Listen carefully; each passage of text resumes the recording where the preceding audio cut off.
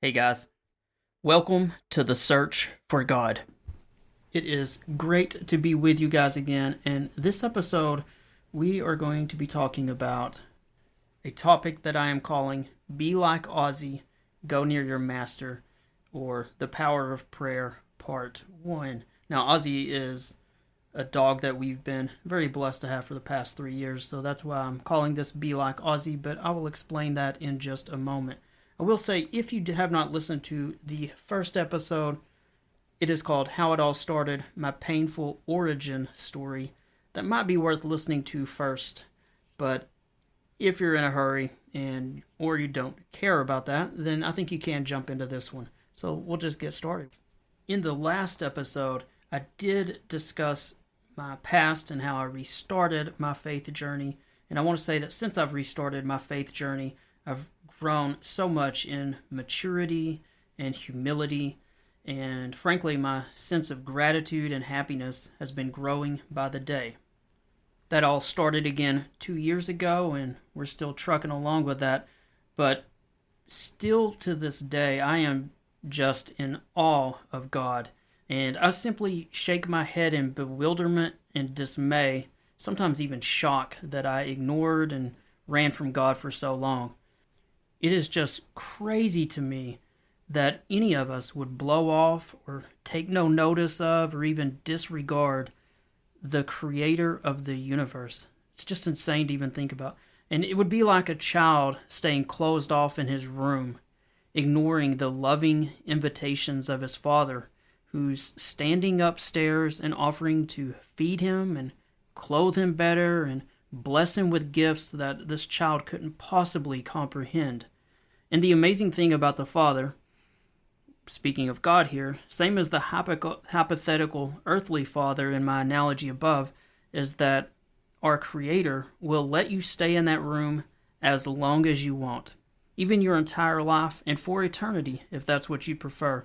We do have free will, after all, and God will never force us to do anything. But He does offer us numerous invitations to join Him, and most of the time, we ignore them. We're too busy, we're too distracted, we're too ambitious, or we're too angry at Him. And that's okay. He shrugs off the nose and just comes back and sends another invitation. His loving pursuit never ends. Like the father of a child staring down at the closed door of their child down in that basement, God is waiting and hoping that you will finally accept the invitation. Lately, I've been thinking a lot about asking and receiving. The Bible, after all, does say, "Ask and you shall receive." Now, people interpret those lines in many different ways. Some even go so far as to take it to the realm of the prosperity gospel. And of course, I don't believe that. And in fact, I've never been one who could even ask for things unless it was in absolute desperation. As my family used to say, we almost proudly carried this banner of poor but proud. We would just about not ask for anything. And at least for me, there's also even a bit of manhood involved. I'm a man. I'm a Marine. I don't need to ask for anything, so for much of my life, I thought I could handle things myself. And you probably don't know my background, but honestly, I've been insanely ambitious from a very young age. I left for the Marine Corps at the age of 17. I started a newspaper from scratch at the age of 27. I've written a dozen books, and clearly I've been producing a separate podcast every single week despite working a full-time job for the past 2 years without missing a single week, except if I was on vacation. So eventually I plan to write about the dangers of ambition in a future episode, but I have seen in my own life how destructive this going 24/7, 100 miles per hour has been.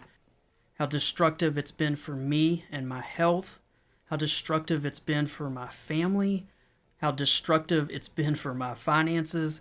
I mean, you've got to be careful doing what I've done or what a lot of the social media stuff says about trying to go 24/7, trying to give 120%, jump in the deep end of the pool, all of those sayings, what's the one in there, one that's like jump and the net will appear? So many sayings like that are frankly just foolish. And besides even that, I see how much unhappiness that ambition caused because you always want more and you're always comparing yourself to others and you never feel like you've done enough. So lately I've been the exact opposite of ambitious. I'm done writing books as fast as I can, where I used to wake up early. I used to wake up at like 5 a.m. so I'd have an hour or two to write. I used to go to bed super late after my wife would stay up another hour or two. I used to just regularly live on basically sleep deprivation. I'd almost trained myself to deal with it, but I think about how silly that is from a health perspective now. And like I said, lately I've just been the exact opposite of ambition. I'm done thinking I can make it as some kind of big-time writer or big-time podcaster or big-time influencer. Instead, I'm just insanely grateful. And I've been reading the Bible with a voracious appetite. I'm mad at myself that I ignored it for so long. I've been trying to learn to pray more often. I've been trying to live as close as I can to God. And all of this has just been wonderful and addicting. And once you've tried this kind of life, once you've felt the love of God, the regular joys of life seem almost tasteless. And as the love of God has been infecting me more and more, and as I've become even more thankful for everything I already have, just having that gratitude, I see what a moody little child I've been and how so many of us are that way, even though we are living as adults in the world. Because even when we're not asking for or praying for things, even when that downstairs door to our room is closed and we're not answering it for anything, we're still desiring these things with our hearts. We want the nicer house. We want the brand new car. We want that great job. We want that perfect spouse or girlfriend or boyfriend, you name it. And it has really struck me how God must feel as He watches these thoughts and actions of ours. Can you imagine as a father giving your kid a car that's a few years old and having them say, well, Dad, this works and it for the moment, it's all right, but honestly, it's not really what I wanted. I wanted something like that, and they're pointing to a Corvette or something that's just beyond the realm of possibility. Or imagine if you heard them say, this house is pretty good. It's really, it's a starter home, or it'll work for a while, but honestly, it's not what I wanted. I wanted that, and they point to like a mansion on the water. And don't be acting like you guys don't do this. We all do this, do we not? Or maybe they say, man, I needed this job so bad. You know how hard I've searched for one, and man, I really hated that last job. But honestly, this isn't really what I wanted. I wanted this. And they're thinking about or pointing to some six-figure job that a few people on the other side of town have. And oh, by the way, it's a very few people. And I think as an earthly parent, if you were watching your child or your, recent graduated adult in their 20s say these things, it would absolutely break your heart. And you'd probably tell your child that they were being selfish and rude, and that they should try to live in the moment and be grateful for what they had. Yet all of us live our entire lives this way. And honestly, the truth is, it gets even scarier than even what I've described. Imagine you had given your child a new iPad or a new phone. They've wanted it for a long time and you love them so much, so you give it to them. But then, once you've given it to them, they're so focused on it that it's all they pay attention to. You call them and they ignore you. You take them on vacations and they barely care. Instead, they're looking down at that new device. It's literally all they care about or spend time on.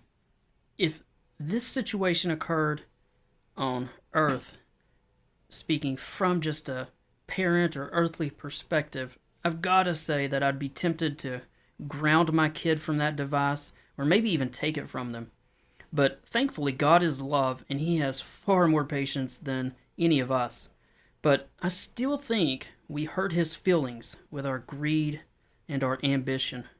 And perhaps most crazy of all, I think we probably actually harm our chances of greater love and blessings from Him when we take His gifts for granted. I'm sorry, but we have to be real. You didn't earn anything. I didn't earn anything. God gave us the strength, the health, even our current breath, and we're going to blow Him off and not be thankful for that? Not even thank Him? Not even acknowledge Him? I mean, seriously? Step back a second. I once knew a blind man named Ray when I was growing up, who's now unfortunately passed. He was one of the holiest men I've ever met, and he wouldn't even take a drink of water from a water fountain without thanking God for it. I think about how God must have seen him sometimes. Here's Ray, this child of mine, born blind from birth. He has so much less than those around him, and yet he worships me and thanks me, even for the very water he drinks. Now, God is love, no question about it, but have you ever seen the absolute opposite of love? I'm sure most of us would say it's hate, or selfishness, or pick whatever word you choose. But for me, I often reflect on some photos of a dog that I came across. These were some hastily taken shots of a dog that was rescued on the side of a road by a neighbor near me. And this dog is emaciated. You can see his ribs. And the crazy thing about the photos are, we don't often think about this because when we think of a dog, its ears are up and its tail is up and it's wagging and it's happy. But when you see a homeless dog, a dog that's been out in the weather and been just ravaged by the elements, this dog had probably been out in the wild, so to speak, for at least a couple of weeks or more. Its tail is pulled way between its legs. Its head is down low. It will not even look you in the eyes. It has fear. It won't even let you get close. And I read this post from a neighborhood group on Facebook about the person who rescued this dog, and he only barely caught it. It ran from him. It ran from several others several groups of people were trying to keep this dog from running back in the street and getting hit on this dangerous, busy road. And just think about that. This half-starved animal ran from his rescuers. He ran from his salvation. And he did this because he didn't trust people, and he'd probably been harmed by them many times. And if you look at those photos, you could tell he just doesn't believe he is worthy of love. I'll put these photos in the episode notes because they're heartbreaking to see. Now, thankfully, this dog's been rescued and it's being well cared for, but it's a good reminder of how we are so stubborn and we want to only take care of things ourselves. We don't even literally accept the help of others sometimes. And it just breaks my heart looking at these photos, knowing what this dog had gone through. And I'm obviously thankful it's rescued and being loved now. And I'll bet you if you saw a picture of it now, it'd probably be almost a little chubby or overweight, fat and lazy, and it would love its master. It would give its life for its master. I mean, that's what dogs do after all. They're man's best friend. Now, since restarting my faith journey back in 2022, it's hit me how much my own dog has taught me about God. And I'm talking about Ozzie here. And Ozzie, my dog, was a rescue, and he has taught me so much that at the first part of I have several Bible files that are electronic on Google Docs, but on Bible file 1, the very top line is, "Be like Ozzie, go near your father." And that's because my dog has taught me so much. See, Ozzie was rescued, and he is the most loving dog I have ever had. And I've had many dogs, all of them rescues, but Ozzie is like at another level. We think he might have even been hit by a car at one point. He's scared of vehicles, has separation anxiety, has food anxiety. You know, he always feels like that there might not be enough food. I mean, he's been through it. And since we've rescued him, he will not leave my side. If I'm upstairs working, he wants to be there with me. He wants to be right at my feet. He wants his head on my foot if he can get there. If I go to the restroom, he wants to follow me. He literally goes everywhere that I go. He could be half asleep. If I get up, he's like, "Oh, I don't know where Dad's going. I've got to go." And it's gotten so bad, in fact, that sometimes we block off half the house upstairs with a dog gate because he slows me down when I'm working in my office. And when I'm recording a podcast, I can't have him there. And he just wants to be with me, always. And anytime I go down to get a refill, grab a snack, he'll follow me to the gate. He'll try to block it. He has this look in his eyes like, Daddy, please let me go in your office. I won't chew anything. I won't do anything. I won't even make a noise. I'll just lay there. And honest to goodness, usually that's actually all he does. And so many times we'll be walking toward it and I'll say, no, Ozzie, before we even get there, not today. I'm super busy. But he still will try to get in front of me and give me those puppy dog eyes like, please, Dad, I'll be good. And so, as you can probably guess, when he's in my office, he does distract me a bit. And I'll stop working, and sometimes I'll just get on the floor and lay down next to him or rub his head. He's just, I don't know. It's, if you love an animal, you know exactly what I'm talking about. I'll put a photo of him in the episode notes as well, but it's safe to say I love that dog. And let's be honest, I spoil that dog. I'm literally, if he's up here, he's going to get a small amount of whatever I'm eating. Chips, dry cereal, some of my peanuts, you name it. I can't not share with him because I just love that dog. Now, the one rule is, if he begs, he's not getting anything. He can sit near me, but he can't make noises. He can't put his paw on me. He can't do any of those things because I'm just not a fan of dogs begging. But I'm getting a bit off the point. The reason I'm sharing all this about Ozzie, and we're going to make the larger point about prayer, is that because we have another dog. And that dog's name is Sailor. Now, Sailor's older and is frankly kind of old and grumpy. But even when she wasn't old, she never really loved attention.